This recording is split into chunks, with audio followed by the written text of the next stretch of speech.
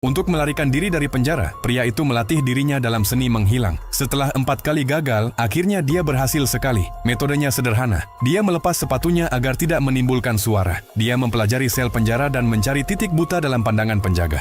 Suatu hari saat seorang penjaga datang untuk memeriksa sel, dia menemukannya kosong. Dia membuka pintu dan memeriksa ruangan, tetapi pria itu hanya bersembunyi di sudut gelap. Penjaga itu memperingatkannya agar tidak main-main, tapi pria itu tidak peduli. Sebaliknya, dia memusatkan perhatian pada dinding penjara. Dia menemukan celah di antara papan kayu, memanjat dengan tangan kosong, dan menggenggam jeruji logam di dekat langit-langit. Saat penjaga memeriksa lagi, pria itu kembali menghilang. Marah, penjaga itu berlari masuk, yakin akan menemukan pria itu di sudut yang sama. Namun setelah mencari kemana-mana, dia tetap tidak melihat apapun. Lalu penjaga itu melihat ke atas. Benar saja, pria itu sedang menggantung di atas pintu. Penjaga itu berteriak dan memukulnya dengan pentungan, tetapi pria itu hanya tersenyum bangga. Teknik menghilangnya akhirnya berhasil. Untuk menyempurnakannya, pria itu merentangkan tangannya dan menggerakkan telapak tangannya perlahan, menyesuaikan sudut hingga telapak tangannya menghilang dari pandangannya sendiri. Dia menggunakan bidang penglihatan manusia sebesar 180 derajat untuk mengukur titik-titik buta dan bersembunyi di zona itu. Kuncinya adalah tetap diam di belakang penjaga, tepat di luar jangkauan pandangannya. Jadi, dalam arti tertentu, dia menjadi tak terlihat. Hari demi hari dia berlatih. Akhirnya dia menjadi seorang ahli. Sekarang saatnya mengujinya dalam aksi nyata.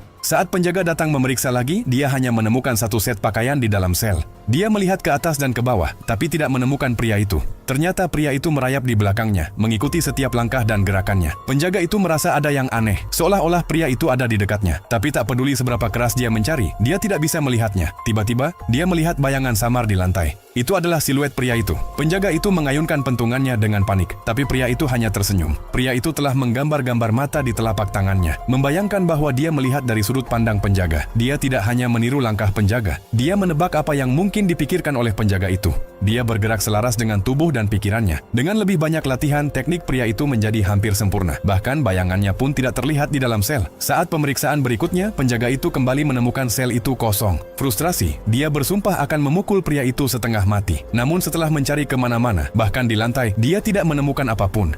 Tiba-tiba sebuah tangan menghantamnya dari belakang. Pria itu menjatuhkannya. Saat penjaga itu mencoba bangkit, pria itu memukulnya lagi dan membuatnya terlempar keluar dari ruangan. Penjaga itu ketakutan. Pria itu telah menjadi seperti hantu, tak terlihat dan tak tersentuh.